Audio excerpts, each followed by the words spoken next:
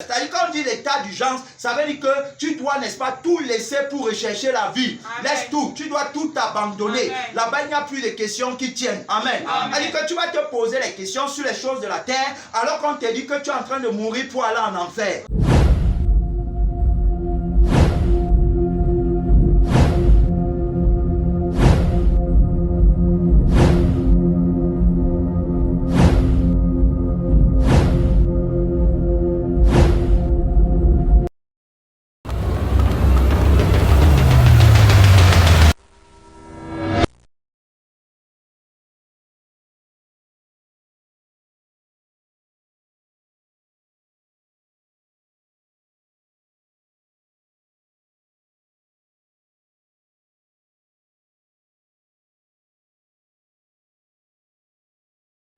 Un pécheur, le dos sans cœur acclame Jésus, Jésus, Jésus, Jésus. C'est mon Père qui t'aime, le Seigneur de gloire, de miracle, un seul mot dans même.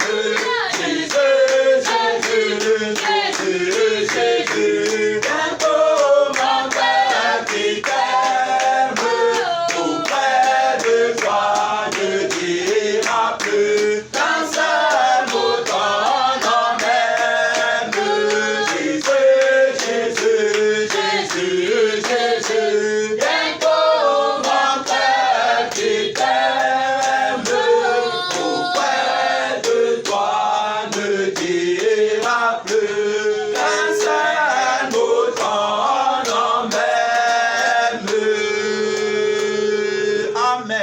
Assois-toi, bien-aimé, dans la présence de Jésus, ton Sauveur. Amen. Jésus, ton Dieu, Jésus, ton Roi, Jésus, ton Rédempteur, Jésus, ta vie, Jésus, ta force, Jésus, ta conduite, Jésus, ta direction. Jésus est tout pour toi, bien-aimé dans le Seigneur. Tu es fort à cause de Jésus. Tu es vivant à cause de Jésus. Tu es tout, tu as la vie, tu as la force, tu as la grâce de Dieu à cause de Jésus. Tu peux marcher dans la lumière à cause de Jésus. Jésus est véritablement tout pour toi. Amen.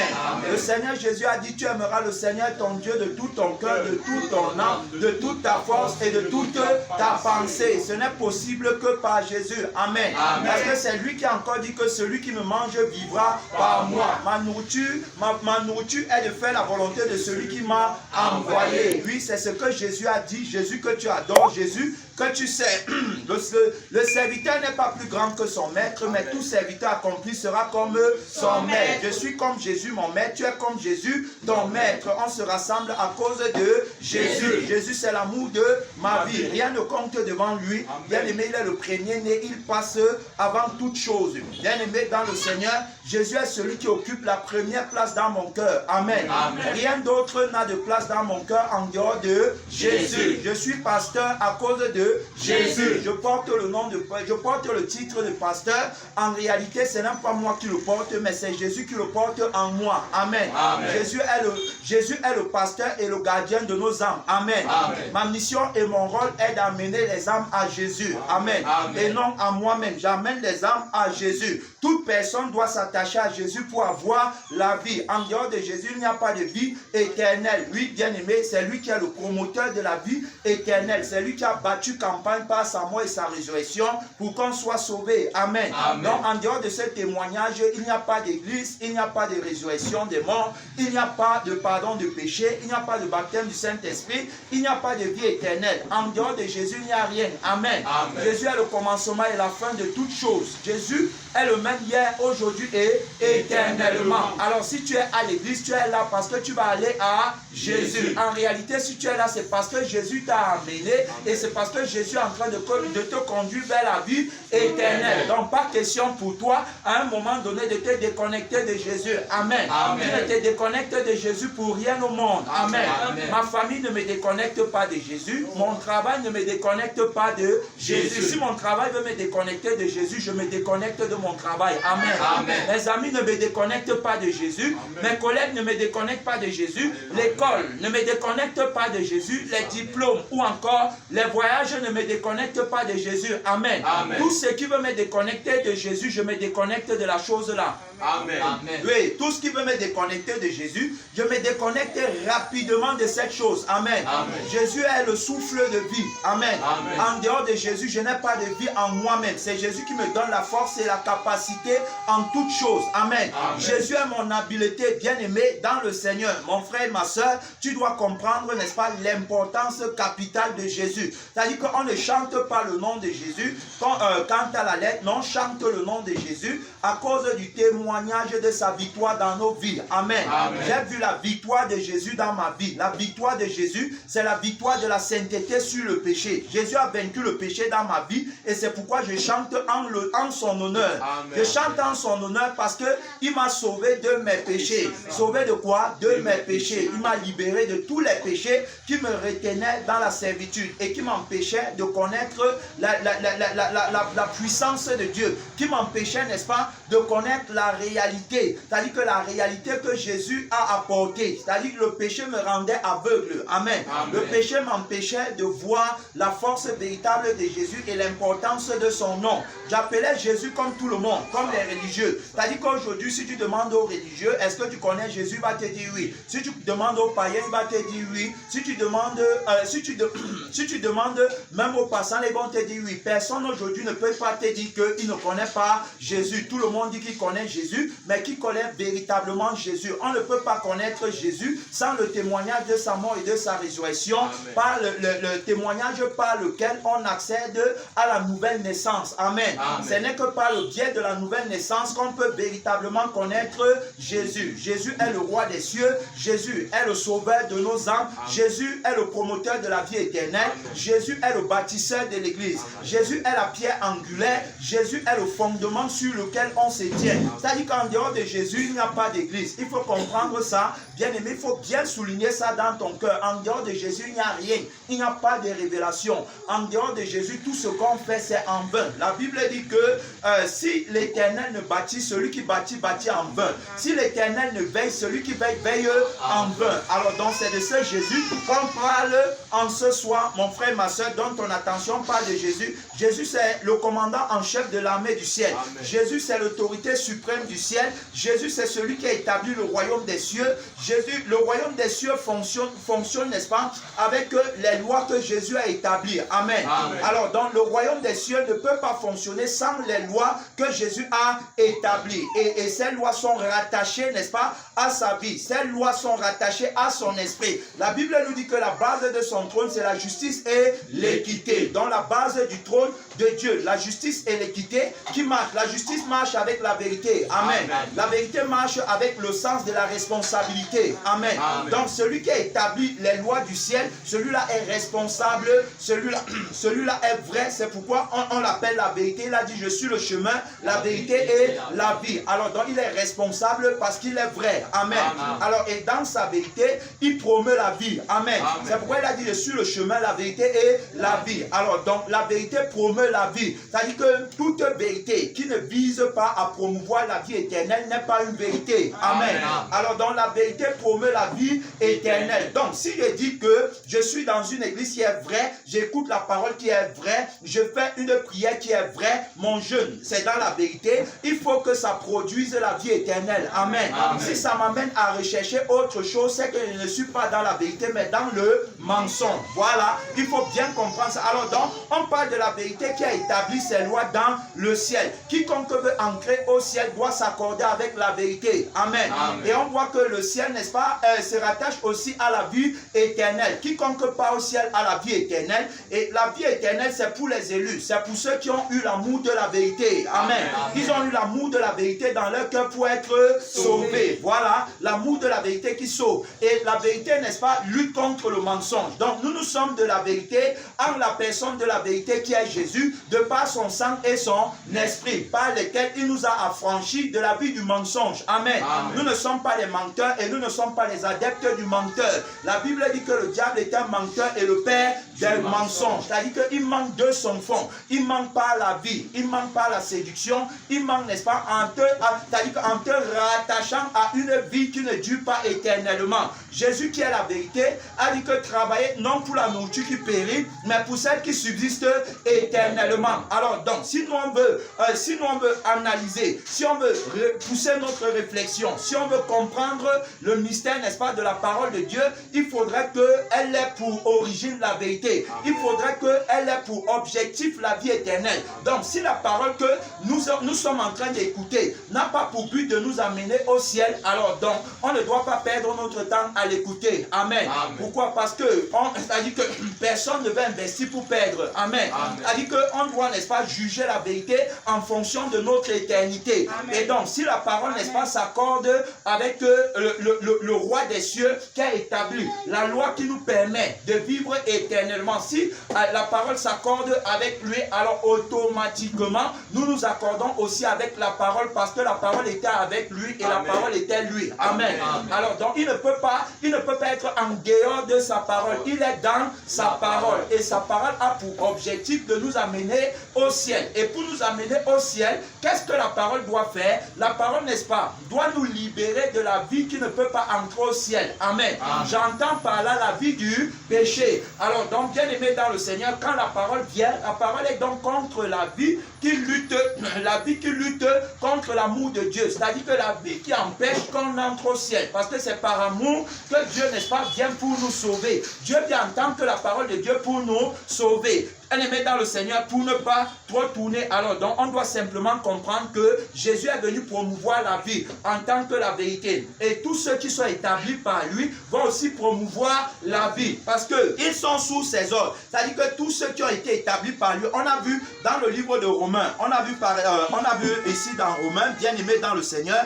Romains 13, la Bible nous dit ceci, Romains 13, verset 1, la Bible dit que toute personne soit soumise aux autorités supérieures, car il n'y a point d'autorité qui ne vienne de Dieu, et les autorités qui existent ont été instituées de Dieu. Est-ce qu'on comprend? Alors donc, il est le chef de toute autorité, c'est lui qui établit les autorités. Alors donc, toute autorité vient de lui, et les autorités qui viennent de lui promeut la vie. Est-ce qu'on comprend? C'est-à-dire que l'autorité qui vient de la vérité promeut la vie. Il a dit, je suis le chemin, la vérité et la vie. Et donc, toute autorité qui est attachée à lui va promouvoir, n'est-ce pas, par la vérité, la vie. Et toute autorité établie par lui va connaître le chemin qui mène à la vie. Voilà, il faut bien comprendre. C'est par là que tout commence. Alors, dans toute autorité qui n'est pas établie par lui, va promouvoir quoi? La mort, le contraire de la vie. Alors, donc, comme nous on veut la vie, on s'accorde avec l'autorité qui vient de Dieu. Amen. Amen. On s'accorde avec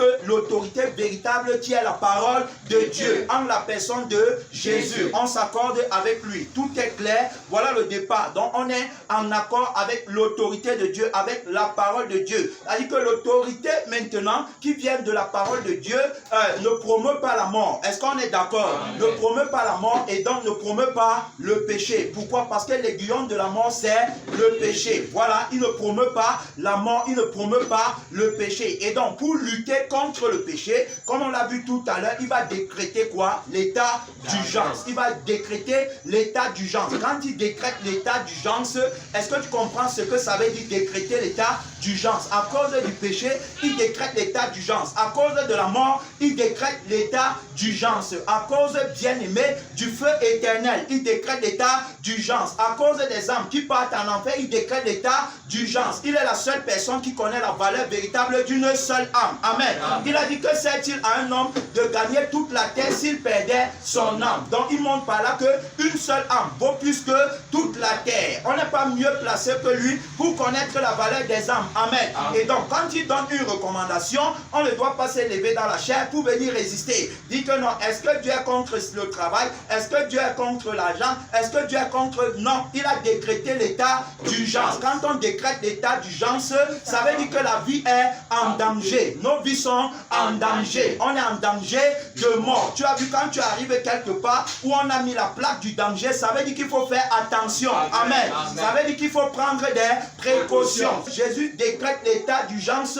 Pourquoi? Parce qu'il y y a une pandémie qui est en train de sévir qu'on appelle le péché. Le péché, c'est la maladie de l'âme. Le péché envoie en enfer. Le péché, n'est-ce pas, c'est-à-dire que te met dans une position où, devant le jugement éternel de Dieu, tu seras condamné pour l'éternité. Amen. Amen. Est-ce que tu comprends, mon frère et ma soeur? Est-ce que tu comprends que Jésus décrète l'état d'urgence? Quand on décrète l'état d'urgence dans l'église, quand on décrète, d'abord, même dans la société, lorsqu'on décrète l'état d'urgence, il n'y a plus de mouvement. Amen. Amen. Personne ne bouge plus, personne ne monte, personne ne descend. Tout est fermé. C'est la même chose. C'est-à-dire que notre roi, qui est le roi des cieux et qui ne veut pas la mort dans son royaume. Amen. Amen. Décrète l'état d'urgence. C'est-à-dire que l'état d'urgence est décrété dans l'église. Ça veut dire que plus de distraction pour moi. Le royaume de Dieu, ce n'est pas le manger et le boire. C'est la justice, la paix, pas la justice, la paix et la joie, pas le Saint-Esprit. Voilà. Donc l'état d'urgence est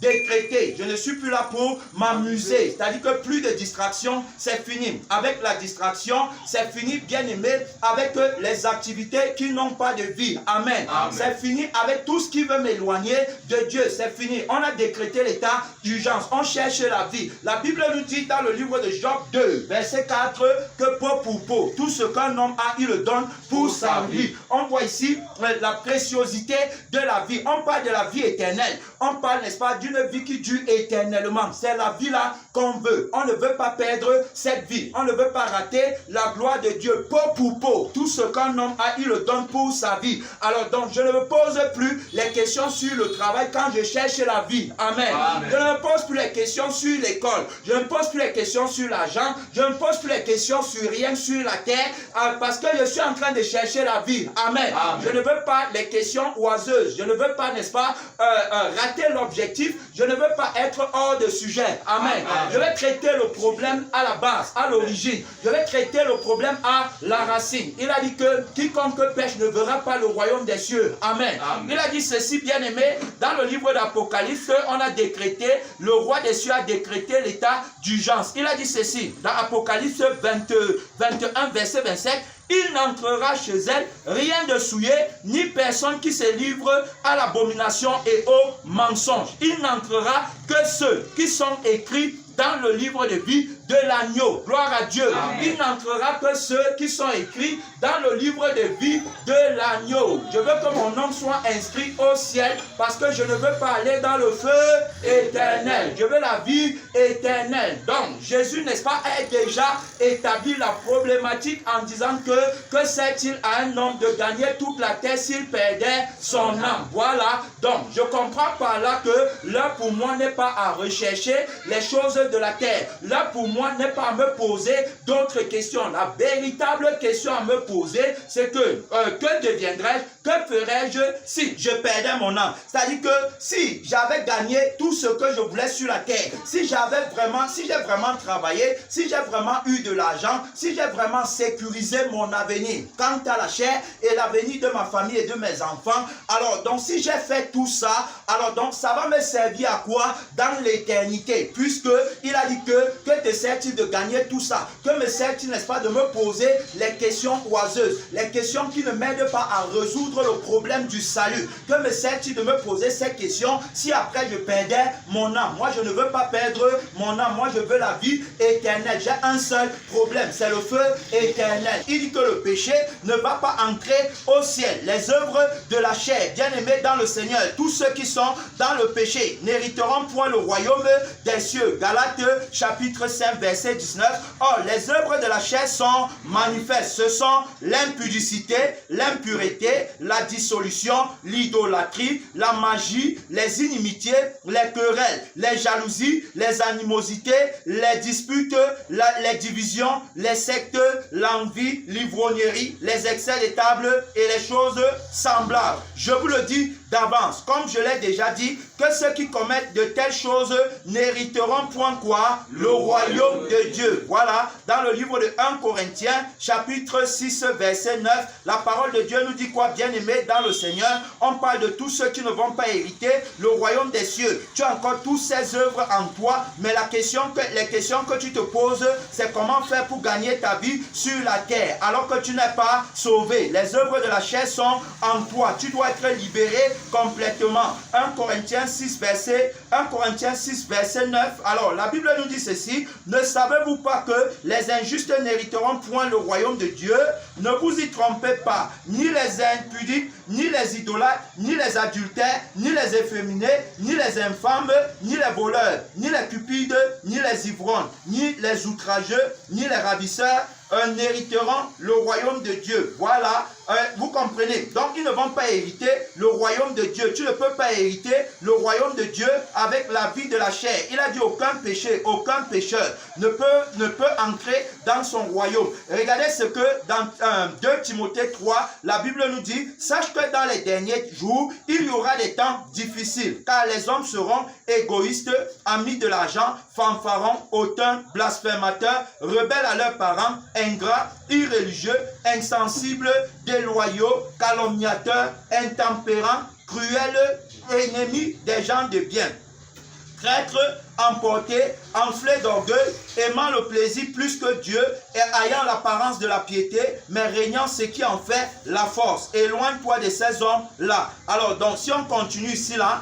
même dans le livre de Romains, bien aimé dans le Seigneur, tu vas voir, Romains 1, 29 nous dit ceci. Romains chapitre 1, verset 29. Étant rempli de toute espèce d'injustice, de méchanceté, de cupidité, de malice, plein d'envie, de meurtre, de querelle, de ruse, de malignité, rapporteur, médisant, impie, arrogant, hautain, fanfaron, ingénieux au mal, rebelles à leurs parents, dépourvus d'intelligence, de loyauté, d'affection naturelle, de miséricorde, et bien qu'ils connaissent le jugement de Dieu, déclarant digne de mort. Est-ce que tu comprends, ma soeur? Déclarant digne de mort, lorsque la chair vit, digne de mort, les œuvres de la chair. Les œuvres de la chair ne peuvent pas se manifester quand la chair est morte. Amen. Ce n'est que quand la chair vit qu'il y a manifestation de ses œuvres. Il dit que, déclarant digne de mort, ceux qui commettent de telles choses, non seulement ils le font, mais ils approuvent ceux qui le font. Est-ce que tu comprends? Alors donc il déclare digne de mort. Digne de mort, quand on parle de la mort, on parle de la seconde mort, qui est le feu éternel. Parce qu'il a dit que aucun pécheur et aucun pécheur ne peut entrer dans son royaume. Si tu n'entres pas au ciel, ça veut dire qu'automatiquement tu pars dans le feu éternel. Apocalypse 21, verset 8. Mais pour les lâches, les incrédules, les abominables, les meurtriers, les impudiques, les enchanteurs, les idolâtres et tous les menteurs, leur part sera dans les temps ardents de feu et de soufre, ce qui est la seconde mort. Apocalypse chapitre 20, verset 15. Et quiconque ne fut pas trouvé écrit dans le livre de vie fut jeté dans les temps de feu. Tu comprends? Les temps de feu, c'est la seconde mort. Voilà le jugement que Dieu réserve à tous ceux qui refusent, n'est-ce pas, la grâce de Dieu pour eux au travers de Jésus qui a été manifesté en chair en tant que la parole de Dieu pour détruire la vie de la chair et pour mettre sur pied la vie, n'est-ce pas, qui a droit au ciel, qui a droit au royaume des cieux. La vie qui est attachée à la bénédiction du premier-né. Amen. Amen. La vie, n'est-ce pas, qui est attachée au pays de notre héritage. C'est la raison pour laquelle, bien aimé, on ne s'amuse pas lorsqu'il décrète l'état d'urgence. L'Église n'a plus droit à l'erreur. On a vu, bien aimé, dans le Seigneur que l'Église n'était même pas, c'est-à-dire que l'Église aujourd'hui ne connaît même pas le plan de salut du Seigneur Jésus. Que l'Église aujourd'hui s'amuse. Pourquoi? Parce qu'en réalité, elle ne connaît pas qui est Jésus, elle ne connaît pas quel est son objectif, pourquoi sa venue sur la terre, et elle ne connaît pas qui est son ennemi. Amen. L'Église ne peut donc pas utiliser les armes nécessaires pour combattre efficacement. Amen. L'Église ne peut pas observer l'état d'urgence. Amen. C'est pourquoi aujourd'hui on va voir dans l'Église, on va tolérer le péché à tort et à travers, faisant ainsi de notre Dieu un Dieu qui tolère le péché. Jésus ne tolère pas le péché. Amen. Amen. Jésus n'est pas ami du péché. Jésus et le péché ont deux directions opposées. Voilà, marchez selon l'esprit et vous n'accomplirez pas les désirs de la chair. Notre Dieu est sévère dans ses exigences et capable de nous amener à l'obéissance. Oui, bien aimé, il a pris lui-même l'obéissance par la souffrance. Il ne tolère pas le péché. Donc il ne faut pas jouer avec le péché. Pas de péché dans la maison de mon Père. Pas de démons dans la maison de mon Père. Il a déclaré l'état du d'urgence. Décréter l'état d'urgence. C'est-à-dire que l'état d'urgence étant décrété, il est temps pour nous de se consacrer. Amen. De redoubler d'efforts. Il est temps pour nous d'entrer profondément dans le jeûne. Amen. Le jeûne pour que la chair, avec ses désirs, ses passions meure. Parce que c'est la chair qui nous conduit au péché. Amen. Le Seigneur Jésus a décrété l'état d'urgence. Pas question pour ma chair de me suggérer quoi que ce soit. Amen. Là n'est pas pour nous, bien-aimés. C'est-à-dire que l'état d'urgence que notre Dieu a décrété nous impose d'être sévère envers la chair. C'est-à-dire que je ne donne pas à ma chair ce qu'elle veut. Elle doit mourir. Amalek doit mourir. On a vu ça, que Amalek doit mourir. Amalek, c'est l'image de la chair qui va t'empêcher d'entrer au ciel. Parce que Amalek empêchait le peuple de Dieu d'entrer à Canaan. Donc il luttait. Alors donc il fallait que Moïse également soit à la montagne. Il fallait qu'il soit là-bas avec Hur et Aaron. Amen. Et il fallait qu'il lève les mains vers le ciel. Jésus a dit, venez, plaidons. Si vos péchés sont noirs comme le cramoisi, ils deviendront blancs comme la neige. Venez et plaidons. Venez, plaidons pour que je vous donne ma vie. Venez, plaidons. Venez, n'est-ce pas, et prions. Venez et jeûnons. Venons et recherchons la sainteté. Venez rechercher diligemment la vie, n'est-ce pas, du ciel, la vie éternelle. Venez, la main de l'Éternel n'est pas trop courte pour nous sauver, ni son oreille trop dure pour nous entendre. Mais il ne veut pas le péché. Il dit, quand vous étendez vos mains, je détourne de vous mes yeux. Alors donc on voit que Moïse étendait ses mains vers le ciel. C'est le symbole de la consécration. Aller vers Dieu, aller à la montagne, aller rechercher, n'est-ce pas, la vie qui va nous donner la victoire sur le péché. La Bible dit que plus les mains de Moïse étaient étendues, plus il était fort, plus Israël était fort dans le combat. Alors donc plus Jésus règne au sein de l'église, plus notre victoire sur le péché est assurée. Amen.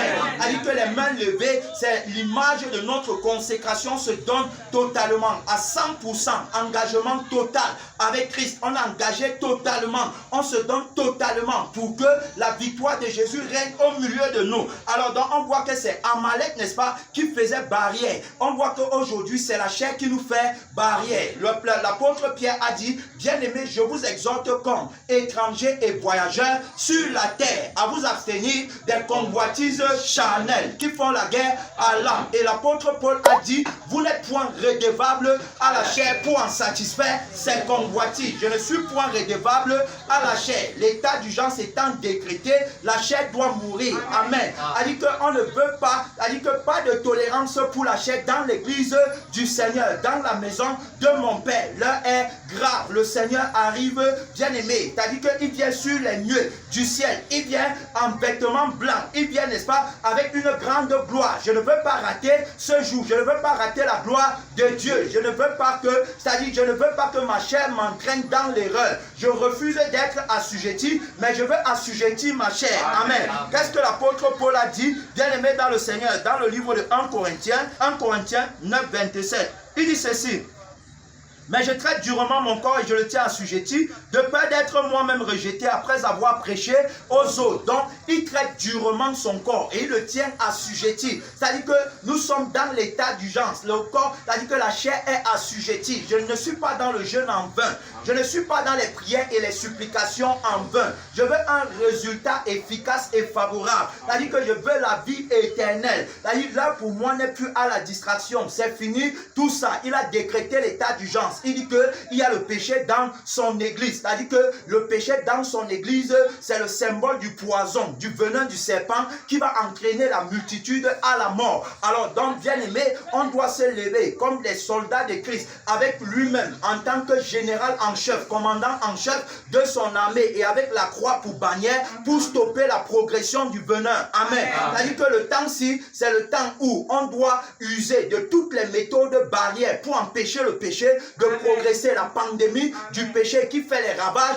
et qui détruit nos familles, nos amis, nos frères et sœurs, qui détruit nos enfants, nos parents. On doit stopper sa progression. Amen. Jésus est la personne vers qui on doit aller. Il est celui qui a le remède, l'antidote. Amen. Il dit que si tu meurs avec moi à la croix, alors donc de l'autre côté, par le mystère de la résurrection, le venin du serpent ne peut plus progresser. On a vu que Paul a été mordu par les serpents dans Actes des Apôtres, Acte 28, il a été mordu, mais le venin du serpent ne pouvait pas évoluer en lui. Pourquoi? Parce qu'il était mort avec Christ. Il dit, j'ai été crucifié avec lui. Et donc si je vis, ce n'est plus moi qui vis, mais c'est Christ qui vit en moi. La vie du péché n'a pas de pouvoir dans la vie de Christ. Amen. Quand Christ arrive, c'est la fin du péché. Voilà pourquoi on doit lui obéir, on doit descendre, on doit tout abandonner. Les téléphones qui veulent nous empêcher, n'est-ce pas, de se connecter à la parole. On dit zéro, on dit stop. C'est-à-dire que tout ce qui veut nous empêcher d'être connectés à la parole par une véritable consécration, on dit stop. Amen. C'est-à-dire que le péché ne doit plus progresser. Je suis en danger, on dit stop à tout. Stop, c'est fini. Le manger, le boire, c'est fini. C'est-à-dire que le temps, si ce n'est plus le temps de la rigolade, ça c'est le temps de la consécration. Ça c'est le temps où on part à la montagne. Ça c'est le temps où on pleure. La Bible dit sentez votre misère. Il a décrété l'état d'urgence. Il a décrété l'état d'urgence à cause de son royaume qui est saint. Mon frère et ma soeur, le royaume de Dieu est saint. Le royaume de Dieu est consacré à la sainteté et non au péché. Aucun péché, aucun pécheur. C'est-à-dire quand on dit l'état d'urgence, ça veut dire que tu dois, n'est-ce pas, tout laisser pour rechercher la vie. Amen. Laisse tout. Tu dois tout abandonner. Là-bas, il n'y a plus de questions qui tiennent. Amen. C'est-à-dire que tu vas te poser les questions sur les choses de la terre alors qu'on te dit que tu es en train de mourir pour aller en enfer. Vraiment. Tu comprends? On ne se pose plus de questions. Toutes les questions qui viennent sont les questions oiseuses. La seule question, c'est que ferais-je demain si je perdais mon âme? Que ferais-je dans le feu éternel si je perdais mon âme? Comment je vais faire là-bas? La question, c'est comment faire pour sauver mon âme du feu éternel. Amen. Donc, je ne me pose plus une autre question. C'est le temps de l'état d'urgence. L'état d'urgence a été décrété. Regardez, bien aimé, dans le Seigneur. Lorsqu'on a décrété l'état d'urgence ici, à Sodome et à Gomorrhe, regardez ce qui s'est passé. L'état d'urgence est décrété par le roi des cieux. Amen. Amen. Alors, donc, regardez ce que la Bible dit dans le livre de Genèse. Genèse 19, à partir du verset 12, la Bible nous dit ceci. Les hommes dirent alors, qui as-tu? Qui as-tu encore ici? Gendre, fils et fille, et tout ce qui t'appartient dans la ville. Fais-les sortir de ce lieu. Tu comprends? Fais-les sortir de ce lieu. On a vu que Moïse est allé en Égypte pour faire sortir d'Égypte Israël, le peuple de Dieu. Alors, Jésus est venu dans le monde pour nous faire sortir du monde en tant que le peuple de Dieu. Il dit, qui as-tu encore ici? Qui as-tu encore dans le monde? Fais-les sortir. Si c'est ta femme, fais-la sortir. Si ce sont tes enfants, fais-les sortir. Si ce sont tes amis, si ce sont tes gendres, si ce sont tes filles, si ce sont, c'est-à-dire si c'est ton mari, n'importe qui que tu as encore ici, fais-les sortir. Fais-les sortir d'où? Du monde. Donc on sort du monde complètement. Regardez. Et il dit, fais-les sortir de ce lieu. Alors il dit, car nous allons détruire ce lieu. Nous allons détruire ce lieu. On parle de la destruction par le feu. Amen. Amen. On parle, n'est-ce pas, de la fin d'un homme qui n'a pas le salut. On parle de la fin d'une personne qui n'est pas ancrée en alliance avec Dieu par la repentance. Amen. Il dit que fais-les sortir. Fais sortir. Alors c'est le message là qui te prêche. C'est-à-dire que ne pense plus à toi-même. Abandonne ta vie dans le monde. La vie là c'est un piège. Ça va t'amener dans le feu. Répands-toi de cette vie. Sors de cette vie. Abandonne tout. Dépose tout. Le temps-ci, ce n'est plus le temps de la rigolade. Ce n'est plus le temps de la rêverie. Mais c'est l'heure de la consécration. Amen. Amen. Et donc, il dit bien ceci. Il dit que, car nous allons détruire ce lieu parce que le cri contre ses habitants est grand devant l'Éternel. L'Éternel nous a envoyés pour le détruire. Lot sortit et parla à ses gendres qui avaient pris ses filles. Levez-vous, dit-il, sortez de ce lieu, car l'Éternel va détruire la ville. Mais aux yeux de ses gendres, il parut plaisanter. Tu vois, il parut plaisanter. Tu vois, beaucoup de personnes, lorsqu'on leur dit que renonce à toi, même si tu veux suivre Jésus, répands-toi véritablement, consacre-toi à Dieu. Si tu ne veux pas finir, n'est-ce pas, dans le feu éternel, ils croient que c'est la plaisanterie. Ils sont en train de s'amuser parce qu'ils sont rassasiés. Ils se disent que non, Dieu est bon. Dieu ne peut pas m'envoyer en enfer. Dieu ne peut pas me jeter dans le feu éternel. Tu vois, alors que Jésus, lui, quand il a enseigné, quand il a décrété l'état d'urgence, selon Luc chapitre 12, 4 à 5, il a dit que, à vous qui êtes mes amis, ne craignez pas ce qui tue le corps et qui ne peut rien faire de plus. Mais craignez celui qui, après avoir tué, a le pouvoir de jeter l'âme dans la géhenne. Tu vois, il a décrété l'état d'urgence. Il enseigne la crainte de Dieu. Il faut sortir parce que l'heure est grave. Les gens sont en train de périr. Les âmes sont en train d'aller en enfer. L'éternité de la multitude est hypothéquée à cause des trésors de la terre qui ne sont rien comparés aux trésors qui nous attendent dans la félicité éternelle. Vous voyez? Donc il dit que l'autre est allé parler. La Bible dit que dès l'aube du jour, les anges saisirent, les anges insistaient auprès de l'autre en disant: lève-toi, prends ta femme et tes deux filles qui se trouvent ici, de peur que tu ne périsses dans les ruines de la ville. Lève-toi. Comme ils ne veulent pas comprendre, lève-toi, prends ta femme et tes deux filles. Ça dit que sors. Même si après, même eux-mêmes, ils ne veulent pas, sauve-toi pour ta vie. C'est ce que les anges vont dire, vous voyez. Et il dit que, et comme il tardait, les hommes le saisissent par la main. Tu vois, la grâce de Dieu le saisit par la main. Comme le Seigneur ne fait que te chercher, le Seigneur ne fait que t'appeler à la repentance, le Seigneur ne fait que te dire suis-moi, le Seigneur ne fait que déployer sa parole, son esprit, son sang pour toi, bien-aimé, pour que tu le suives, pour que tu abandonnes ta vie dans le monde, mais tu refuses, tu vois. Alors donc c'est ça qu'il dit, le saisit par la main. Tu vois, on parle ici, saisi par la main fait référence à la grâce de Dieu qui t'a localisé et qui ne fait que te chercher. Mais bientôt il sera trop tard parce que tu ne fais que endurcir ton cœur. Il te dit que joins-toi à l'assemblée des saints pour que tu apprennes, n'est-ce pas, pour que tu apprennes à préserver ton âme du péché. Viens à moi, je vais te donner la vie éternelle. Mais toi, n'est-ce pas, tu es plus concentré à suivre un Jésus qui te fait croire qu'il est celui qui donne les choses de la terre, qui te fait croire que le Dieu véritable est celui, n'est-ce pas, qui en même temps peut te faire marcher dans sa volonté et en même temps peut te faire marcher dans ta propre volonté. C'est le faux Jésus. Le véritable, c'est celui qui a dit que ma nourriture est de faire la volonté de celui qui m'a envoyé. Et donc nous, en tant que ses serviteurs, on a pour nourriture la volonté de notre Père qui est notre sanctification et la sanctification de tous ceux qui nous écoutent. Amen. Amen. Il dit donc que, et comme il tardait, les hommes le saisirent par la main, lui, sa femme et ses deux filles, car l'Éternel voulait les épargner. Amen. Amen. Il dit qu'ils l'amenèrent et le laissèrent hors de la ville. Après les avoir fait sortir, l'un d'eux dit: sauve-toi pour ta vie. Gloire à Dieu. Sauve-toi pour ta vie. Tout ce qu'un homme a, il le donne pour sa vie. À Sodome là-bas, il a laissé et maison, et argent, et voiture, et diplôme. Il a laissé tout ce qu'il avait à Sodome. Pourquoi? Parce que l'état d'urgence a été décrété. On abandonne tout. On se sauve pour sa vie. Voilà ce qu'il a fait. Il est sorti. Après les avoir fait, l'un d'eux dit: sauve-toi pour ta vie. Ne regarde pas derrière toi. Parce que Jésus qui a décrété l'état d'urgence a dit dans le livre de Luc chapitre 9 verset 62 que quiconque met la main à la charrue et regarde en arrière n'est pas propre pour le royaume des cieux. Renonce à toi-même complètement et à tout ce que tu possèdes pour être disciple de Christ. Luc chapitre 14 verset 33. Il dit encore bien aimé dans le Seigneur que si tu veux venir après moi, renonce à toi-même. Car si tu veux sauver ta vie, tu la perdras. Il dit que va sans regarder derrière. Ne regarde pas tout ce que tu as laissé là-bas. Ne regarde pas ton ancienne vie.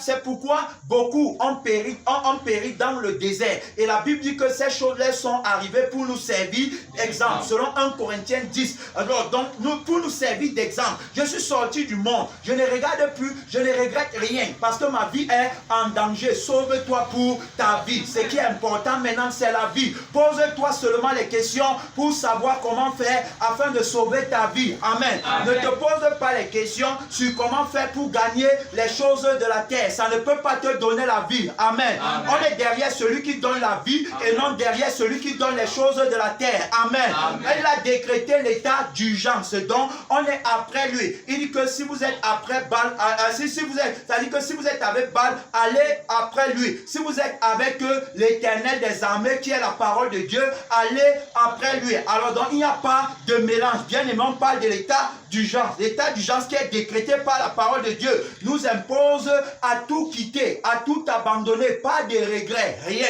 On est même très fiers, très contents d'avoir tout laissé. On avance sans regarder en arrière. On ne regrette pas, bien aimé dans le Seigneur. Il dit ceci, il dit que après avoir fait sortir, l'un d'eux dit, sauve-toi pour ta vie, ne regarde pas derrière toi et ne t'arrête pas dans toute la plaine. Sauve-toi vers les montagnes de peur que tu ne périsses, tu vois. Sauve-toi vers les montagnes, la montagne de la consécration. Amen. Celui, n'est-ce pas, qui est à la montagne de la consécration ne peut pas périr, parce qu'à la montagne de la consécration, la chair ne peut pas parler et le péché ne peut pas subsister. À la montagne de la consécration, on vit par l'esprit et non par la chair. À la montagne de la consécration, on est à l'abri du péché. Amen. Il appelle l'église à plus de consécration, il appelle l'église à plus d'intimité avec Jésus, qui est la parole de Dieu. Amen.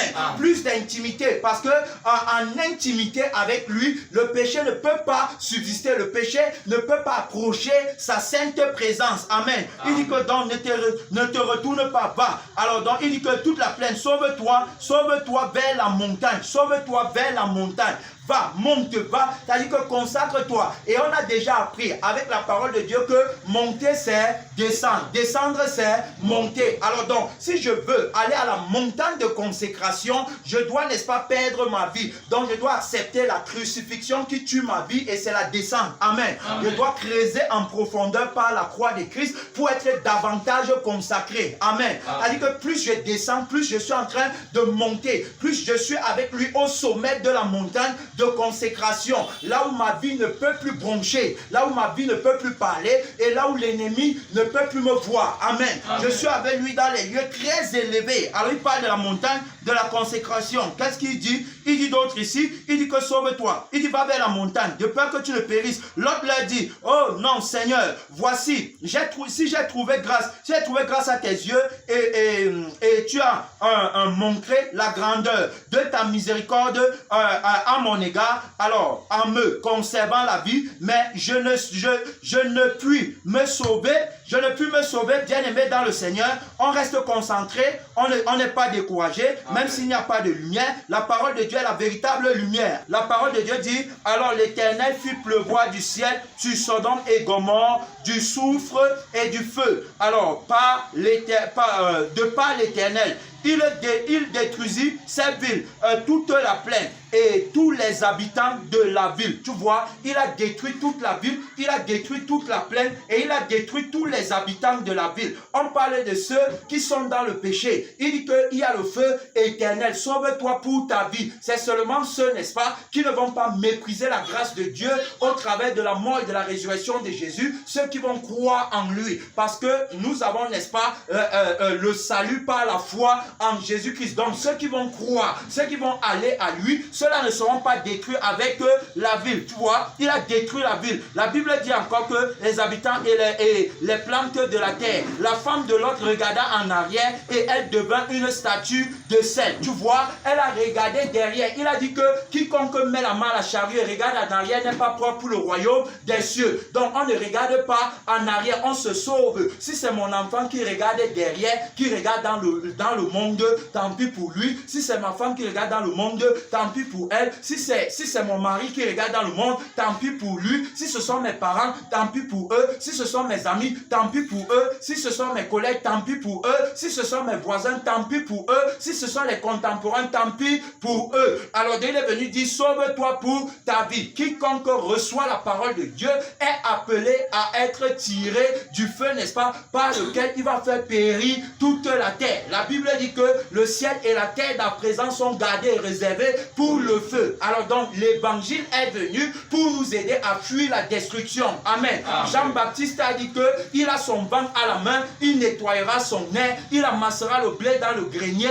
mais il brûlera la paille dans le feu qui ne s'éteigne pas. Alors donc, bien-aimé dans le Seigneur, tu es appelé par Dieu à te sauver pour ta vie. Lorsqu'on parle de l'état d'urgence qu'il a décrété, c'est que chaque personne doit prendre conscience de la réalité de son éternité pour ne pas finir dans le feu éternel. C'est-à-dire, tu dois prendre conscience, tu dois travailler au salut de ton âme avec crainte et tremblement. C'est-à-dire que l'heure bien-aimée à laquelle nous sommes parvenus, c'est-à-dire que ce n'est pas une heure où on va venir mentir aux gens, mais c'est l'heure où il faut dire la vérité aux gens pour qu'ils se sauvent, pour que chaque personne se sauve, pour que chaque personne comprenne que actuellement le Seigneur a décrété l'état d'urgence et on connaît très bien quand l'état d'urgence est décrété. On t'a dit que là on centre tous nos efforts pour préserver la vie. On recherche, n'est-ce pas, tout ce qui va nous aider pour que chaque personne vive. Alors donc si on doit prêcher, si on doit chanter, si on doit prophétiser, c'est pour valoriser la vie. C'est pour qu'on ait les yeux fixés sur celui qui donne la vie. C'est pour que tous, n'est-ce pas, regardent à Jésus pour avoir la vie. Il a dit que lorsqu'il sera élevé, il va attirer plusieurs à lui. Alors donc la mission, c'est qu'on parte à Jésus pour avoir la vie et non pas autre chose. Amen. Amen. Mon frère et ma soeur, tu vas prier, tu vas parler à Dieu, tu vas demander au Seigneur Jésus le Tout-Puissant, la parole de Dieu, ton conducteur, ton maître, celui-là même qui t'appelle, n'est-ce pas, qui t'appelle à lui, celui qui a décrété l'état d'urgence, qu'il t'aide afin que tu ne t'amuses pas et que tu travailles à ton salut avec crainte et tremblement, que tu ne sois pas dans l'amusement, que ce soit dans ton jeûne, que ce soit dans ton intercession, que ce soit dans tes supplications, que ce soit bien aimé dans toutes tes libéralités, que ce soit par ton Dieu qui t'appelle. Nous sommes en prière au nom de Jésus. Parle à Dieu, mon frère et ma soeur. Une seule minute pour parler à Dieu.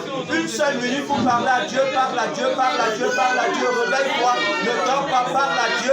Bien-aimé dans le Seigneur, mystère de Dieu, roi de gloire, prince de la paix, aide-moi Seigneur, aide-moi. Tu as décrété l'état d'urgence, tu nous appelles à la consécration, tu nous appelles à la concentration, tu nous appelles Seigneur Jésus à avancer sans regarder derrière. Car quiconque met la main à la charrue et regarde en arrière n'est pas propre pour le royaume des cieux. Aide-nous Seigneur Jésus, aide-nous roi de gloire, aide-nous prince de la paix, mystère vivant. Papa, nous nous remettons à toi, papa, nous nous recommandons à toi. Papa, nous prions que tu viennes régner dans nos vies, dans nos cœurs, papa, dans nos jeunes, papa, dans l'église, viens régner, dans la vie des frères, dans la vie des sœurs, papa, dans la position, viens régner, papa, en tant que le premier, le dernier, tu conduis l'église à partir de toutes les positions. Seigneur Jésus, nous voulons la vie, nous voulons la vie, nous voulons la vie, nous ne voulons rien d'autre en dehors de la vie. Seigneur notre Père, nous ne nous posons pas une autre question que celle que tu as posée, à savoir, que sert-il à un homme de gagner toute la terre s'il perd son âme?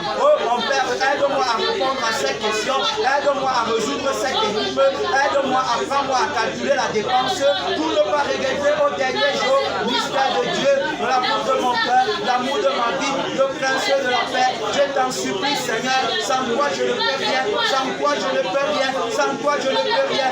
Aide-moi, aide-moi, aide-moi, aide-moi mystère de Dieu. Merci Seigneur, merci notre Père et notre Roi, seul conducteur, seul bâtisseur, seul entrepreneur de l'église. Merci Seigneur, que ta volonté soit parfaite dans chacune de nos vies au nom de Jésus. Amen.